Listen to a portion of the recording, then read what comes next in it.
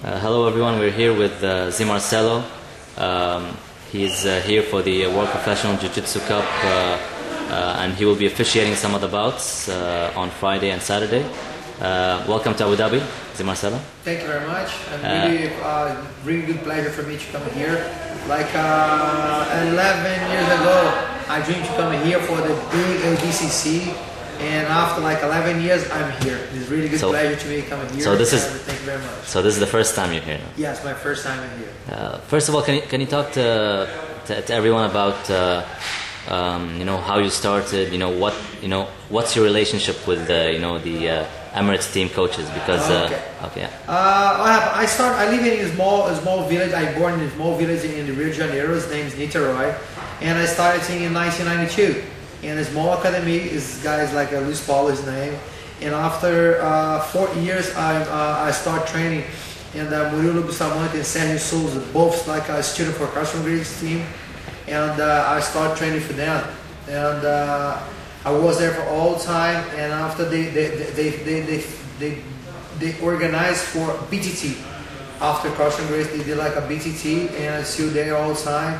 And I moved to England like 3 years ago because I started my job in Europe 10 years ago to go to Europe 2 or 3 times a year to do seminars. And 3 years ago I moved to England, and now I have my academy there and I moved there.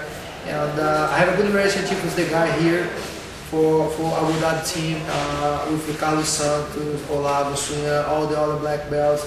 He's a good friend of mine. They invite me to come here. It's really good pleasure for me to come here in Abu Dhabi and be a part for this amazing project. How long have you been officiating? I know, we've seen you when the Emirates team went to Portugal. You were one of the officials for the European Championships. But how long have you been an active official for both the International Brazilian Jiu-Jitsu Federation and now the International Professional Jiu-Jitsu Federation? Yeah, I compete a long time. Like I started to compete like on my first six months when I got my blue belt. I started for the competitions, and I did like the most bigger tournaments. I won the Mundial and the Pan American, Brazilian tournaments, state tournaments, the team things. And in 2000 I ref like a small tournaments in my country, and in 2000 I was in America to compete, and I refereed there my first time. Okay, and after that I was in many small tournaments to learn a little bit more about the ref, about the rules, what exactly you need to do. And 3 years ago I did my first course, and after that in 2007 I was in Lisbon for the tournament. I competed there. I won my category and absolute and black belt, and I ref as well there. And Álvaro is the IBJJF, and he's invited me to ref there. And last year I did like all the finals, and the people really liked my performance, like referee. And the Carlos Santos invited me for the other guys, Suyan and Olavo as well, to come in here to help them with the referee things. And for me, it's really appreciate this invitation, and really good for me. I'm really proud for this to come in here and be a part of this new project here. I'm really happy about that. Let's move on and talk about the actual tournament. As a referee, are there going to be any difference between how you officiate in the IBJJF and the IPJJF tournaments? No, about the rules, only about the time. You change a little bit of time on that, because black belts normal 10 minutes, you put for 6 minutes. Because what happens? You won't see like a best techniques. We don't see the fight is totally a lot in the fight. Because what happens? Sometimes the time is so long.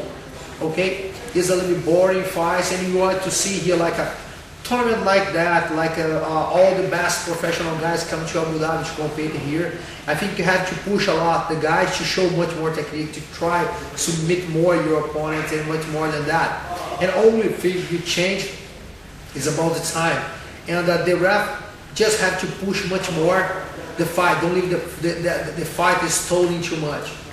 You have to fight to tap your opponents. This objective here, this is the objective the guy passed from me. We have really to do that. Push all the athletes to fight, to tap your opponent. fight like a really amazing games, amazing fights, techniques, and do his best to take a decision. As a referee, Marcelo, you know, there was an article that came out on GRACIEMAG. It's a bit controversial about, you know, how teammates don't face each other when they, you know, reach the final. Yeah. So I mean, this stemmed from the last Pan American Championships, where 10 of the finals didn't even take place. So, you know, what do you think? What is your stance when it comes to this? You know. I think about it like we are here for the professional competition. Okay. I have my teammate. I fought before. We have like a guys when I fought before the same category with me, or before we don't fight when you're in the final and something like that. But like this, like a professional tournament, you have to fight, okay? And I try to push the fights a lot for the guys try to fight. I don't know what decision I have to do about that. I felt to Carlos something. If the guy don't want to fight, what is that attitude I have to do? But I believe you have to. I have to meet Carlos and talk to him about that. But I do believe we have to push the guy to fight. 100%. The guy go to the final. They have a prize money. Okay, doesn't matter what they do after the money after, but they have to fight for the fight and see who really is the best in this. If after they split the money doing something with them, it's no problem at all. But they have to fight and show the best things and the best game on the fight. Okay. What do you think of the tournament happening in a outdoor, you know, stadium as opposed to indoor? Because we're used to jiu-jitsu competitions being held in gymnasiums, you know, places like that. But yeah, this time it's actually outdoors, and you know, our weather is not, you know, very convenient at this time of year. But you know, for the first time, we're gonna have a jiu-jitsu tournament at 6 p.m. instead of the regular, you know, 12, 1 p.m. So what do you think of? What do you think that will change? Yeah, this is a good question. And what happened? Years and years ago, when I started jiu-jitsu in Brazil, they organized a tournament like that in Brazil.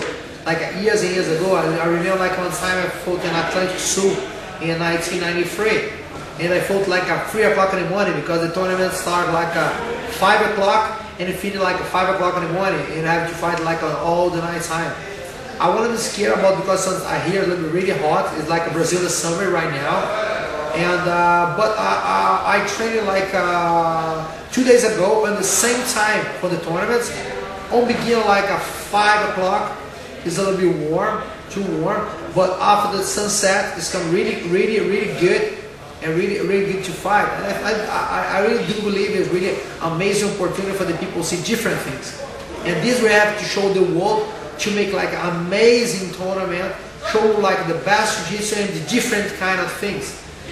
And I think this is really nice, really good idea. The guys doing that right now. It's really nice. Really nice.